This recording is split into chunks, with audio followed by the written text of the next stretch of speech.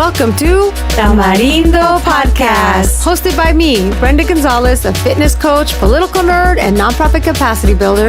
And me, Delsy Sandoval, a Guatemalan-American licensed therapist and passionate creativity advocate.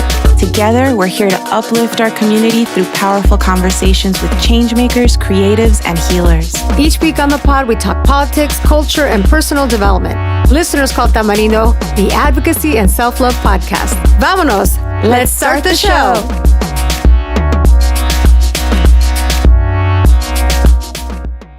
It's with great pleasure that I welcome Lydia Otero to Tamarindo. Hi, Lydia. How are you? Hi, Delsy. I'm fine. It's so great that you're here. I read your latest book. I'm so excited to have a conversation. And, for those that may not be familiar with your work, maybe you can start us off by telling us a little bit about your background, your experiences as a writer, a historian, an activist, and maybe how this has shaped your perspective in your new book. Sure. Well, so when you ask me for my background, it's varied, right? So I'm speaking to you in Tucson, Arizona. From Tucson, Arizona. And I was born and raised in Tucson, Arizona in 1955, which next year I turned 70. Big year. But it was hard to be queer. I knew that even as a child that I couldn't be queer here in Tucson because it was too little. And I knew my mother knew everybody. So it was like I couldn't be anywhere without my mother saying, "Allí te miraron, ¿y qué andabas haciendo? ¿Y quién andabas?" So I knew that once I graduated high school, I needed to leave Tucson. Well, I did do that, and eventually I landed in Los Angeles in 1978. And it was like a mecca for me and for other brown queers who were leaving Bakersfield or Fresno and leaving the other towns, smaller urban, less urban places to go to LA. Plus, there was also people from Los Angeles there. So I joined a group. Right when I got there, I joined a group called Lesbians of Color, and I organized with them. And I was so green, and I felt like a hick actually, because I had spent my summers in LA, but I still like LA with like people that were different, and I just felt like I had to be like more LA-ish, whatever that meant. And then, I've always been very inclined to engage in masculine activities, like always hung out with my tios and my brother-in-law to help them be mechanical, fix things. And I became a electrician in IBW Local 11. So I was a construction worker for 20 years in Los Angeles. So that in itself is a story, right? So the book that I wrote recently, Interchanges, is this parallel story. It's about me moving to LA and becoming a brown queer activist, but it's also me working as a construction worker, building LA with my hands and working on these different sites. So that was a challenge to the book. So you can tell me how it worked later. But it's like I had to break and tell you, here, I'm doing these things, organizing these things, but then I'm also building these structures.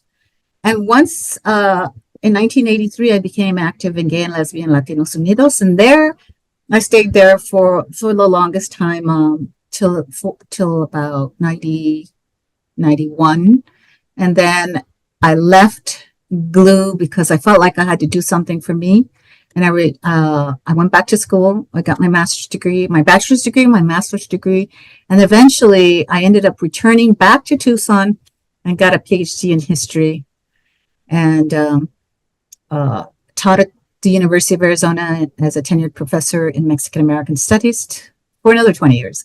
So this is my second memoir. You can tell that I'm at that age where I can write a memoir because I have all these memories. The problem is that my background and my trajectory doesn't just stay the same. It like goes this way, and then I become this, and then I become this, and so it's making a linear story was hard.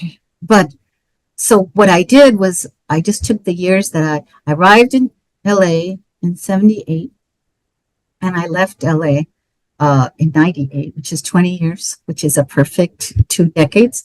And that's what I focused the book on to make it easier for readers to understand what I was going through, and also easier for readers to see the spaces I travel, because I really wanted to make it clear that it's an LA book. Sometimes I'll say I went to visit my mother in Tucson, but it's very clear I lived either in Venice or I lived in Silver Lake. I lived in these places in LA. I went to these clubs in LA. So it's very clear that the geography is LA. And that was my intention, to tell my LA story, because, you know, there's zillions of LA stories, right?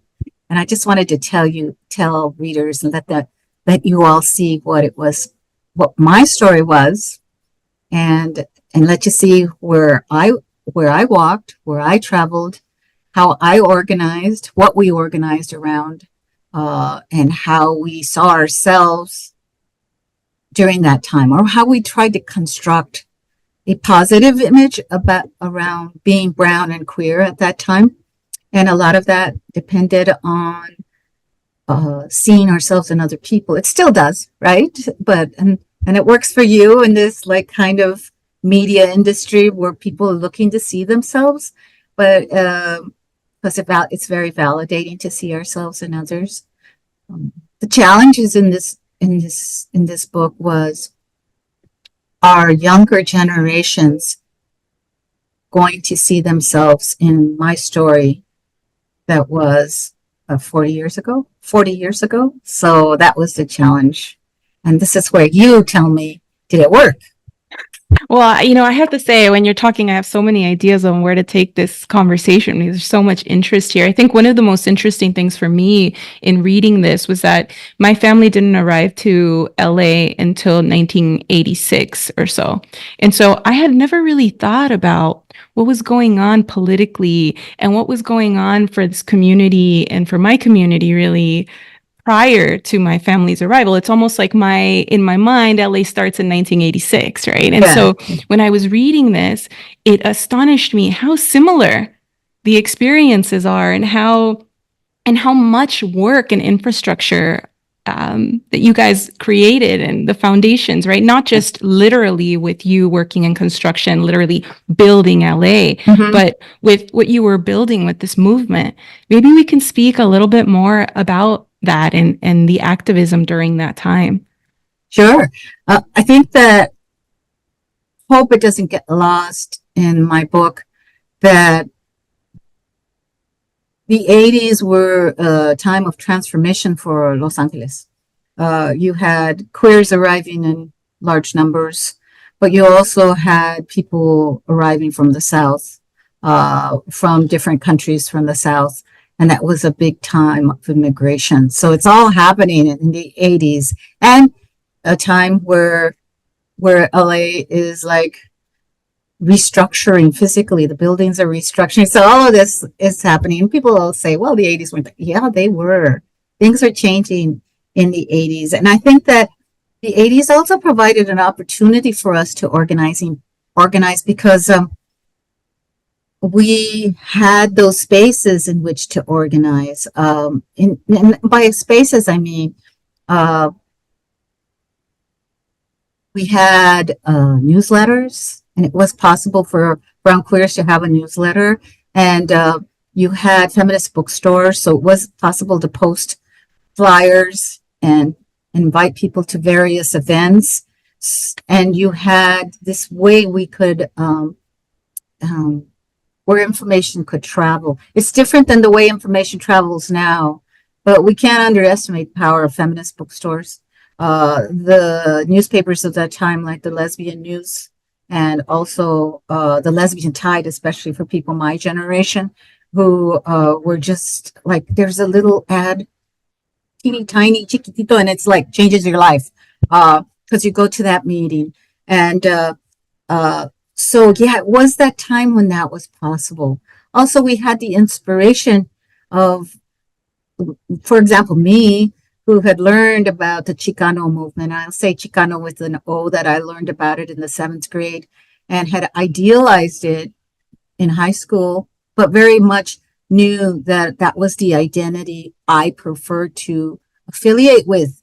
And so moving to Los Angeles, we had the United Farm Workers. We had these icons in Cesar Chavez and Dolores Huerta. We had those in the 80s. And to have the United Farm Workers reach out to a group like Glue is like, oh, we're insiders, we're accepted. It was a big, big deal. So I think that was an affirmation of a belonging. Granted, if there was still the homophobia in those organizations, but Dolores Huerta marching with Glue at the Christopher Street Pride in '82, Cesar Chavez writing a letter to the organization and saying, hey, stand up for your rights, you belong here, in about '81.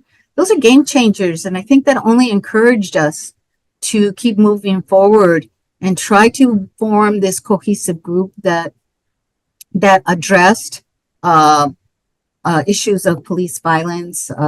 Some of that was traditional Democratic Party, electoral party. We were always fundraising, mostly for our newsletter to get the word out, because we knew and we recognized the isolation we had grown up with, and we wanted to make sure that other people could meet us and be with us and have the support that they needed. And support was a big deal back then, so that they wouldn't feel like they were the only ones. And the fact that even Glue called itself Gay and Lesbian Latinos Unidos was a big, we shouldn't take advantage of that, because at that time everything was Chicano, and that they broadened the umbrella by calling themselves Latinos meant that you had individuals that had immigrated from other countries who were welcome in the organization. It wasn't just a Chicano organization, so that's important.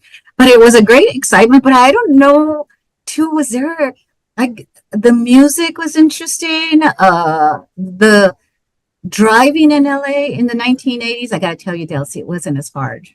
I mean, there was traffic, but you didn't have to sit going from downtown to Highland to the center. Now it takes like an hour and a half sometimes to get there. It's just it's so congested that the freeways were conduits to get places, as they are now. But to LA was a big place, but it wasn't as congested, and there was more movement. We moved around the city a little bit more. It was more flexibility than there is now. At least with driving. Thank goodness we have some metro options now. Right. I built. I remember seeing that and thinking, my God, this is so awesome to read. And I think the other thing that, alongside all of the historical relevance of what you're talking about in this book, what's really beautiful is that you also had the foresight in that time to keep all of these newspaper clippings and advertisements, flyers, and photographs, even from Halloween parties. And it really makes you feel like you're there. I'd like to speak about that. How did your documents and photographs from your archives kind of provide this unique perspective on the activist scene in LA in the 80s? My mother saved things, and she wasn't like a hoarder. I think that she had a lot of intention. Like she had a consciousness of photographs and documents that were important for that moment. And so she was born in 1913. So, that's a long time ago. But she's still, I think that sometimes when we talk about women who save things, that they just hoard or they save things. Whereas men, when they save things, they do it with intention and knowledge. But I think that my mother definitely was cognizant of saving things because that were meaningful. And not just a baptism pictures. That she's saving newspaper clippings that speak to the history of that moment. So when I was in LA, and I moved often, I just thought that saving these documents was important. I also made a lot of the initial flyers, and so because I had made them, I kept them, for souvenirs for me. Maybe that was the original or the why I thought they were important. And so once I started collecting that, and then I thought, well, maybe I should save this too. And yeah, I was lucky. So in the end of the book, that's why I call it an archival memoir, is I offer the readers the documents. So here's documents. You could look through them, and that's an added plus. I don't know that too many, like, popular books, because do that and will give you that. Because I think going to the archives is an experience. It's nice to be around all these boxes and go through them and find all these things. But it's nice to have a shortcut and just like turn pages and see these documents and these extra photographs. And two, I place them throughout the book. So I guess I'm very lucky to have saved some of these things. I'm also very lucky to have a good friend of mine, Luis Jacinto, who photographed, who was the official glue photographer, who was willing to share his photographs and allow me to use them in my book. And that some of the other glue photographs and I had the glue newsletters. So we were this group that produced this newsletter, which when I didn't know a date, like when did that happen? I would go look at the newsletters and get informed. I also kept all my calendars. So I would be able to look at the calendars and see when things happened. And at that time we kept these like book calendars where you would write in them. And yeah, so that was lucky that I kept those kinds of items. Because keeping track of things from 40 years ago, 50 years ago is not that easy. But it is if you have these kinds of resources. Now, what will we do now with, as you'd have to have your calendar on your phone, make sure that you don't change phone companies, because then you lose all your data and all your calendars from previous years. So that's going to be a challenge for future historians and for people that want to write their memoirs, is that they are not going to have the physical stuff. So maybe we're lucky that maybe I'm lucky that I was raised in this generation, because there's actually more tangible paper items. Yeah, I think what's beautiful about what you're saying is you're kind of implying that each of us have a special story to tell, and that maybe one day we'll want to look back on these moments, right? And I'm curious about that for you. Kind of, how do you see the role of storytelling, particularly in narratives like yours, in advancing historical understanding of these big movements and these social justice issues? Yeah, I think that this is super important, right? Because I used to teach Mexican American Studies at the University of Arizona, and I used to teach these big classes. And what I saw in students was that they related to was the stories. Like if I had them read these academic works, and then I also would have them read an oral history, like they really appreciated reading them in tandem and understood how the story kind of got weaved in there together. So, and they would say, well, this reminds me of what my grandmother told me happened. And it reminded us, so it sparked their memory, and it also sparked interest in them, in the story. And I think history is fascinating. I think history is, like there's a lot we can learn. But, in my grandmother used to say, cada cabeza tiene su tema, and every person has their own story. And the history is not one person's story. Certainly, the history of brown queers is not my book. It's just one little piece. But we should want to know all these little pieces in order to make these large assessments about our history and what we were doing, because and encourage people to do that.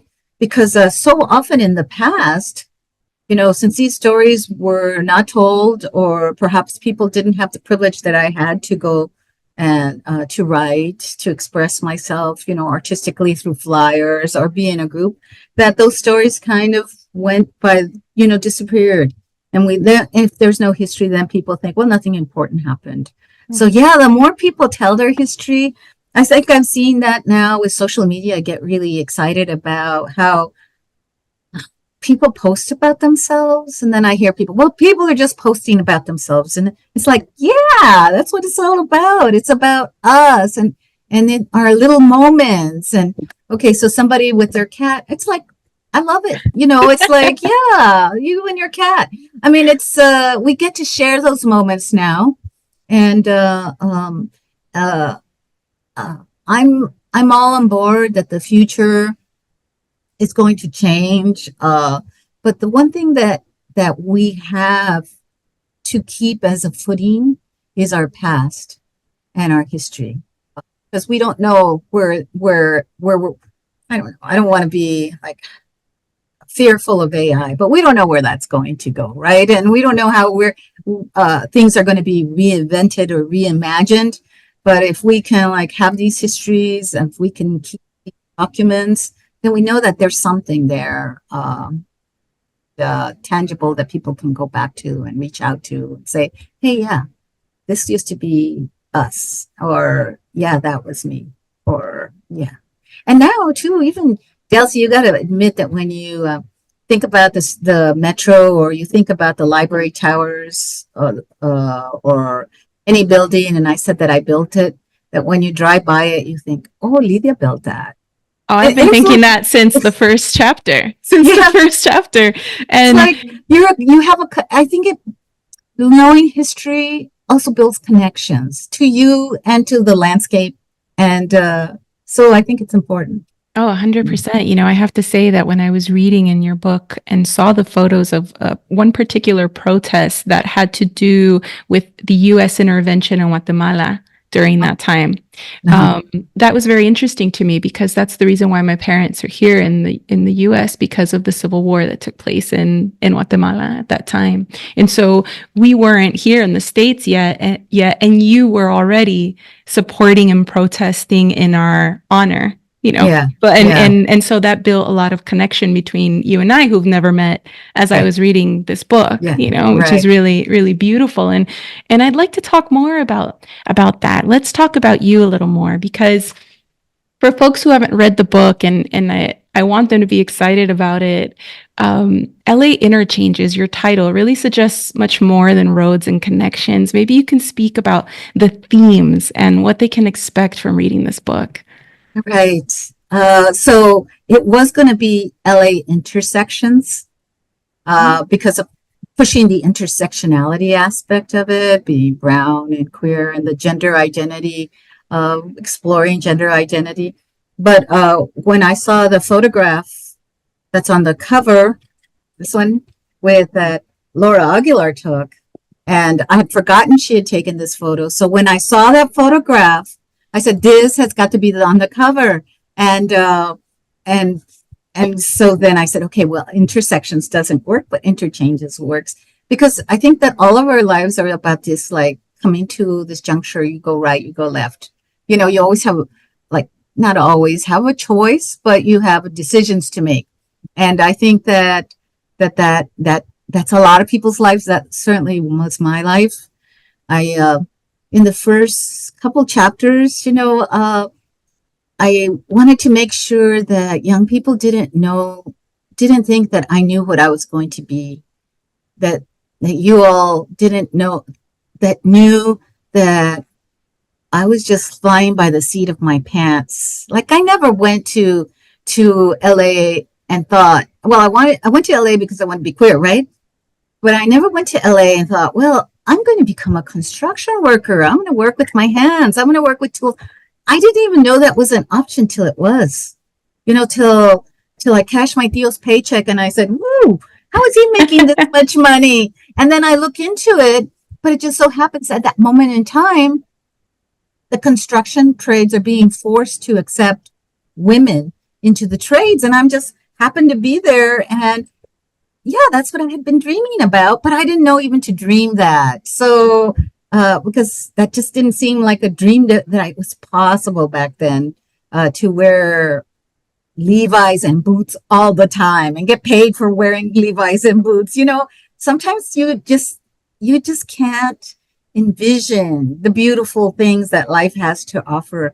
so that was like one of those happenstances. And when I arrive in LA, I make some bad decisions regarding about my career where I'm not really serious about it. I work at a bank for a while and I'm having great fun.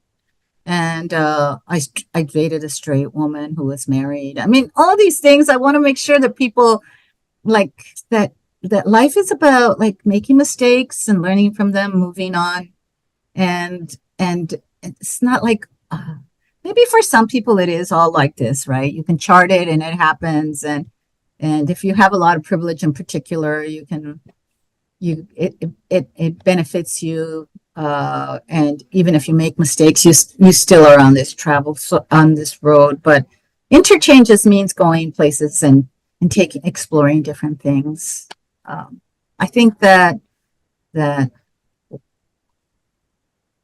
never felt like I was like young people. Like my mother never said, "Hey, if you're going to LA, you have to be a success." I never felt like I never put that pressure on me. Hey, if you move to LA, you have to at least make all this money and you have to buy a house and, you have to do all these things. I never put those expectations on myself, and neither did my family. Their expectations was if you're going to move to LA, you have to find a way to survive. And so I never felt pressured from my parents.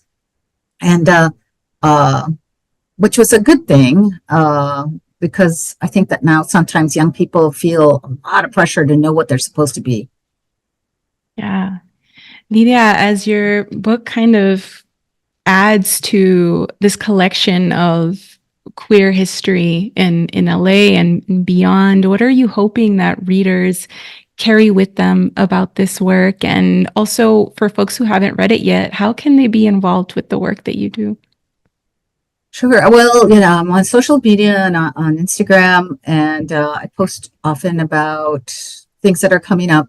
Also, the LA Central Library has my collection now.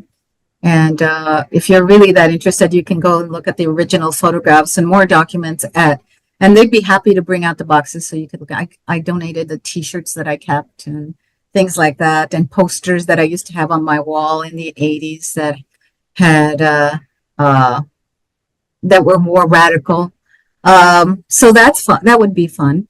I think that for me, my task is done in that the book is done. And I feel like it's not a closed chapter, but it's a completed one.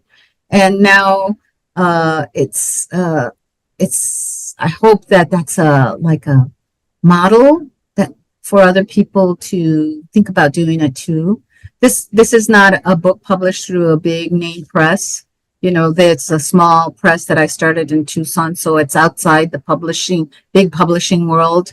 But maybe that's the way that works for me. And maybe that's the way we get more stories out there. Zines are certainly an option. But getting our stories out there, even if it's social media, with, this media these discussions that we're talking about. I mean, you are bringing different eclectic people together. I mean, Dolores Huerta was just last month. I mean, you're putting people, even though we're having individual discussions, you're putting people in conversation with each other through this.